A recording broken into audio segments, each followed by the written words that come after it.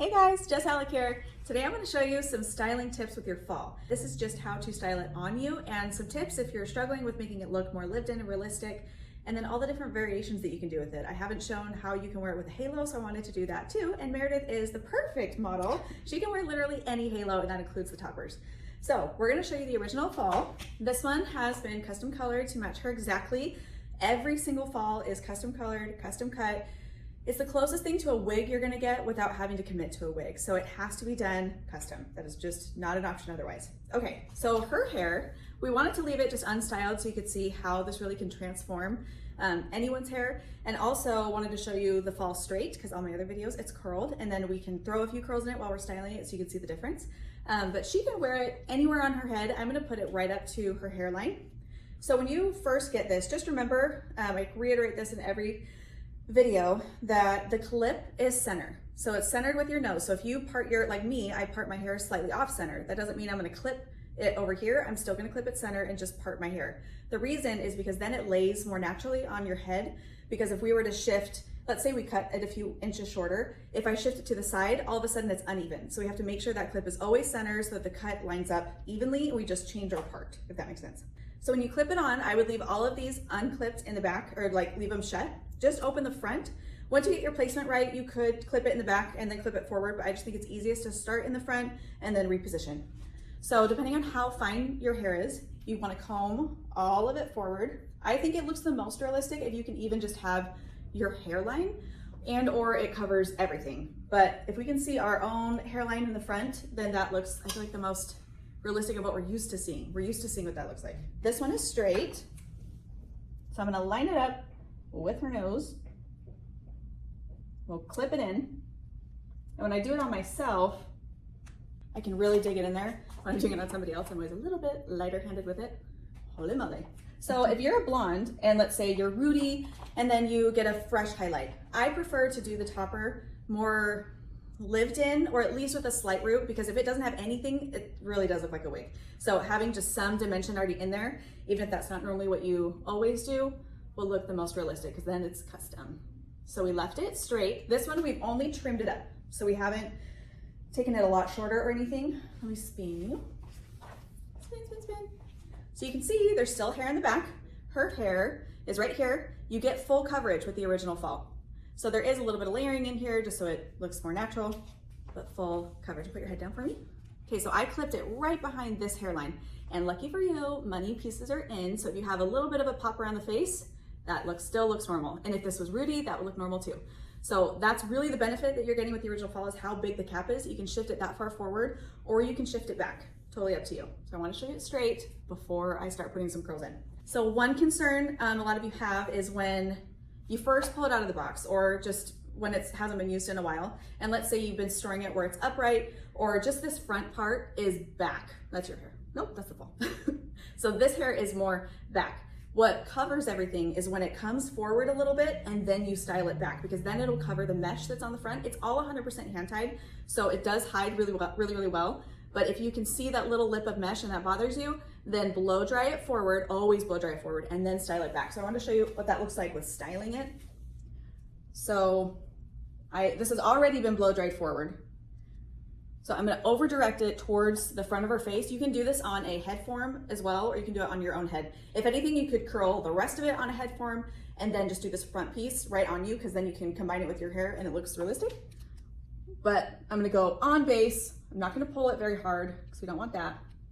But pull this piece like almost in front of your cheekbone, because then it comes forward and back. So when you DM me and you're like, how do I cover this like little lip of mesh? And I say, blow dry it forward and then curl it back. It's hard to explain, so I thought this would be a good visual. Tilt your head to the side. So you see this is her bang, and then there's the fall. So you can then connect it with your bang and just do a little bend, barely any heat at all on your own hair, and marry the two together. But having it go forward and then back, I'm telling you, that solves 90% of the issue when people are trying to style these. And then less is more. So what makes hair look lived in is somewhat inconsistent. So you don't want to style it completely perfect. You want it to look lived in, like you've been out and about. It may look a little tousled. And part of that has to do with how I cut it. So I always put some layers in, but if it ever looks shiny, like when you first blow dry it, then maybe spray a little bit of dry shampoo or a light texture spray just to give it some texture so that you get some of this happening through here. Because since it's a hand-tied cap, the hair does come up and down instead of straight out like a machine-tied cap, which is what you want. So use that to your advantage to get some lift and volume, because that looks like it's growing right out of your head. Okay, I put some curls in it. I'm gonna brush them out. If you got a bang style cut into it, it'll be a little bit different for you, but it's actually easier. You're always gonna clip it right up on your hairline and over direct the bangs forward towards your face. I love cutting these with I call it a heavy curtain, and this is kind of what she has, where it comes about cheekbone and down, only because it looks realistic. Like, that is the goal with extensions, is for it to look lived in. So texture, texture, texture. If you feel like it's laying too flat, you might just need a little bit more layering, which your stylist can totally do if you take it to your next appointment. Or you might just be adding in a few random curls that aren't all the same barrel size or going the same direction. You could rotate directions. But it's definitely a learning curve with the fall, but it's also pretty darn easy at the same time. Okay, another thing you can do, let's say you want to pull it up into a ponytail. You totally can. So let's turn her to the side. You can see how well this hides. So her hair is still under here, still much shorter than the fall. But if you were to do a ponytail, like the ponytail piece, sometimes that feels heavy, especially if you have really fine hair or really thin, then this feels a lot more comfortable. I just want to show you how full of a pony you still get. So this is just the fall. I don't have a halo in, and that's still a normal, like, fine to medium thickness ponytail, and it's not going to feel heavy at all when it's secured. But look at that line of her natural hairline and the fall. You really can marry the two together and have it look realistic. I also want to show you how to wear it with a halo. That's a common question, and it's a piece of cake. It's my favorite part. So let's say you're growing out a very short haircut, or like I said, your hair is super thin, and you really want to just transform your look. You can make this as natural or over the top as you want. So I just grabbed an original 16-inch. It's just a very natural thickness. It's not anything heavy at all. But you're gonna pull up your hair, just the crown of your hair, leave a halo of hair around your face. Placement is really just your preference. There's no right or wrong of how high or low it needs to go, just whatever feels secure. It's gonna give her a good amount of length. And we love putting this fall with like a 22-inch or an 18-inch, something really thick and long. It just depends. So if let's say your wedding day is coming up, or you have photos, or just something that you really want to go all out for, you definitely can. I feel like what's more practical that people wear is more of a natural like 12-inch or a really full 14-inch, which is more of a medium length. I'm also wearing a 16. I'm just wearing a fuller version. This is more of like I said, a natural thickness. And we say natural because if her hair was this long, this is probably about the density it would be. It doesn't look unrealistic at all. So you just clip or put your halo in, and then you're gonna clip the fall on top. I like to place it just where my wire is, but you can place it further forward. I'm just gonna clip the back in. And every time I've done these consults in person, everyone is blown away at how lightweight the fall is. They just think it's gonna feel really foreign or heavy or hot, but it's none of those things. The mesh is so lightweight. It's great for the summer. A lot of my clients that have falls and halos will just wear the fall in the summer, and then they'll pair it up when it starts to cool down. Look at that. Like, dreamy. You would never know her hair was shorter, thinner, any of that. And it moves so naturally. Here, go ahead and turn. So you're not going to see a thing. Like, I always want to know if we're going to be pairing this with a halo, because I will cut these a little bit differently. I'll add a little bit more layering if we're going to be pairing it with a halo, just so you never have any like lines going on. But seriously, you would never know if she was out and about. You'd be surprised, like once you start getting into these, how many people actually wear a lot of extensions. I feel like you don't know unless you know. You know what I mean? Again, look at that line. It's just right behind her hairline. And we could still do a half style. So let's say we're going, I don't know, to dinner or a bridal party.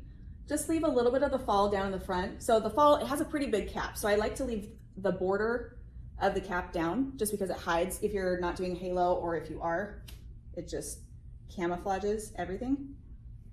These are very easy to work with when you're doing updos. That's actually how I first got into them, is that I was doing bridal, and a lot of brides wear tons of extensions on the bottom, but then they're still really fine on top, and it just looks bottom heavy, and so we wanted to even that out. And this is so much hair that you can do. You can braid just the top. I have some photos actually of styles we've done on her. I'll probably put some on the screen, but you see how her hair, well, actually no, this is a little bit of the fall hair, a little bit of her hair, a little bit of the halo. You can kind of do anything. But there's so much hair in that fall. You want to turn a little bit more? That's fine. Back way.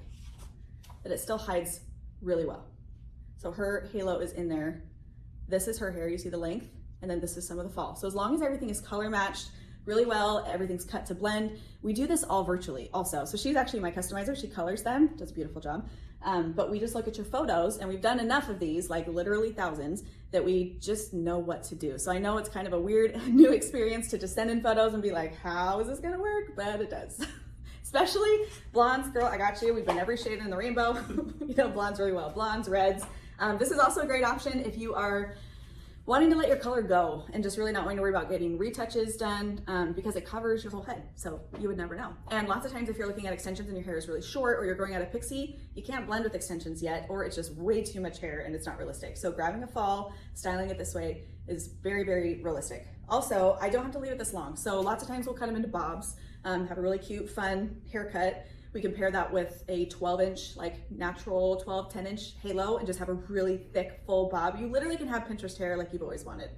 It's just extra hair. We're all doing it, it's fine. Okay, the last thing I wanna show you has to do with placement. So I always recommend placing it as far forward as you can, just like this.